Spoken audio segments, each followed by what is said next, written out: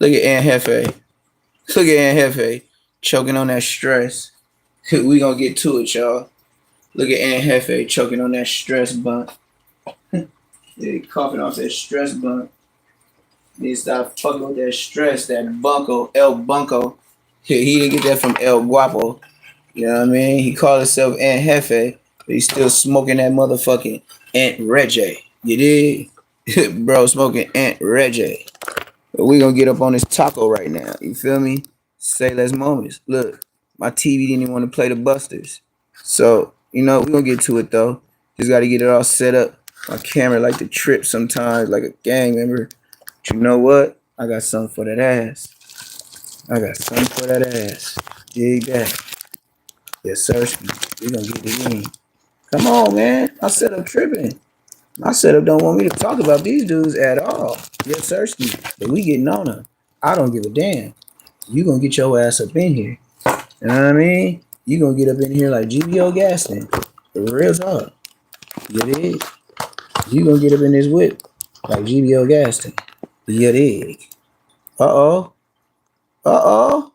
We got him? Got him, coach. All right. Let's get it, shawty. Let's get it, shawty. Let's get it, shawty. We're going to talk about the new Fed Depot. No L jumper. What's up, Lush? What's happening With with your you? jersey on backwards? What you mean, man? I'm crisscross. I'm crisscross. I'm totally crossed out. We got 3 Negroes in a Persian. We on some 300 shit. De facto, I kind of had to assume some Persian DNA. Cause I'm from West LA, and West LA. West LA. That's where we got the drugs. We got Lush. We got. You better pay attention. I got Aunt Hefe. Don't matter but what the check say. Don't own no jumper. Shorty, you got to get the check say. Aunt Hefe with the cuete. Look at all this coonery.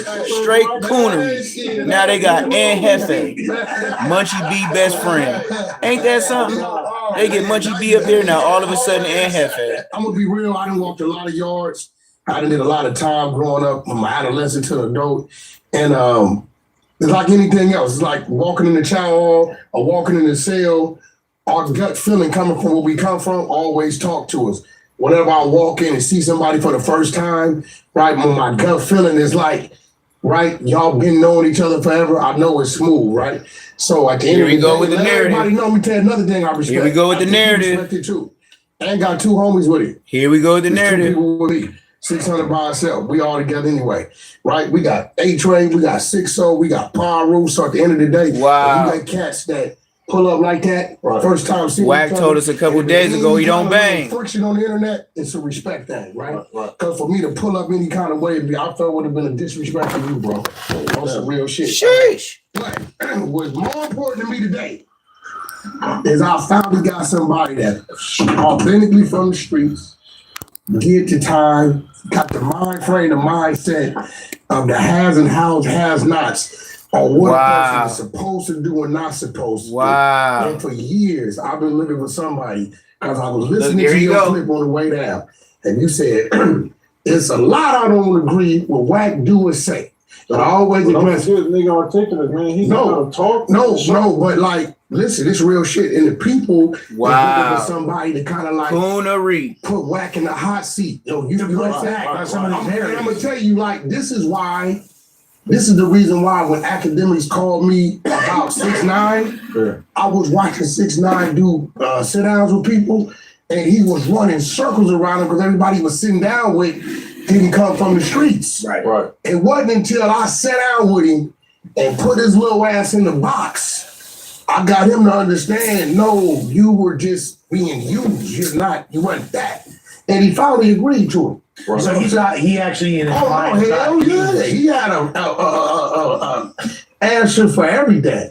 You know what I'm saying? And then at the time, I'm gonna be real, me and academics had just started like talking. Sound like a relationship. Act was literally up about that whole part saying he ain't no snitch, he's a nigga. That's what really went viral with 6ix9ine. And let me tell y'all what I meant by that. A lot of people will say, well, he was doing gangster shit. No, listen, bro. He was around some street dudes. I would assume those dudes is really from the street. I don't know none of them, right? Right? Just because you're able to do these acts because of these dudes don't mean you're a street dude, right? Because that come with growth. You know that, Ed? Yeah, sure. Right? That come with shit you see, shit you learning, places you been, right? And a lot of times the people that's telling today, you see them go to jail, they're 23, 24, they're looking at 30 years, right? And this their first time in jail.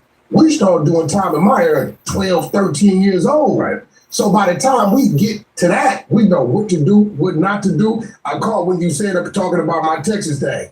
Yep, when I asked Whack said, nah, you can't search my video. That does come from training. That comes from knowing your rights. Experience. You know what I'm saying? You know how many people get pulled over right now and be like, yeah, I don't care if you don't have nothing. If you tell them, yeah, you can search, and you run into some dirty cops, and he throw his throwaway up under your seat, you gave him consent to search. You done. Mm-hmm. Yeah, sure. You know, you always want that door to where, how did you get in my car? Mm-hmm. I got license, registration, insurance. You pulled me over for speeding.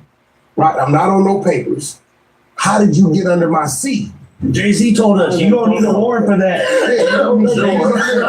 You clean? Yeah, I don't care if you clean or not, because you can be clean, but you give them consent and they slide something up under you. So how many times the police didn't come through, put y'all on the wall, take y'all burners, let y'all go? Them throwaways, they can go right over there to this other cat who they know they hate this nigga, see him and put it right on it.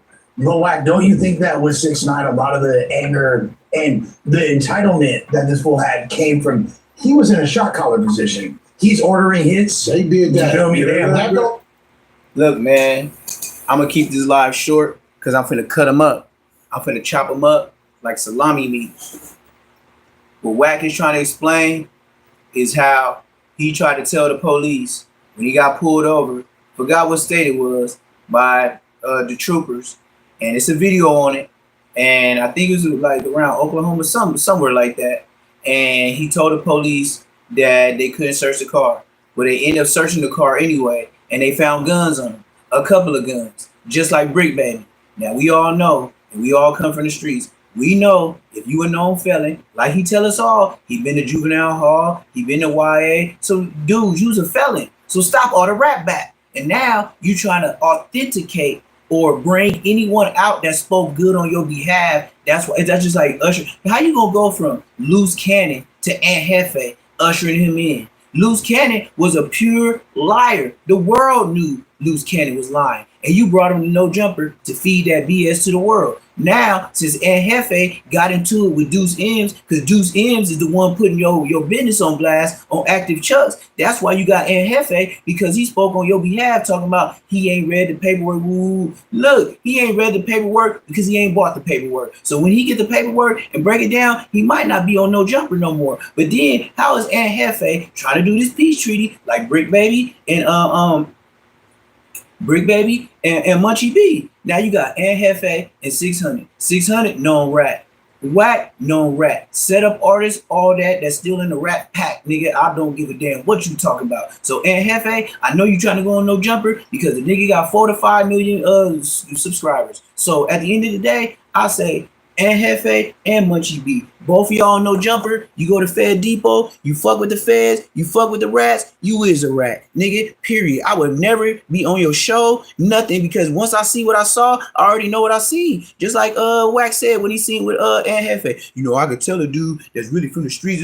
No, you could tell a dude that you could have finesse. You could rub his bald head like a brand new born baby, nigga, and be and give you that feel, nigga, and then you giving him time to shine, just like Loose Cannon, and you gonna see what he do with it. But anybody talk good on your behalf because you know the whole world know you to be the rat, you gonna bring the No Jumper, because that's Fed Depot, and you got partnership with Adam 22. This is Say Less Moments. Like, comment, subscribe. I'm out. Ain't no back and forth.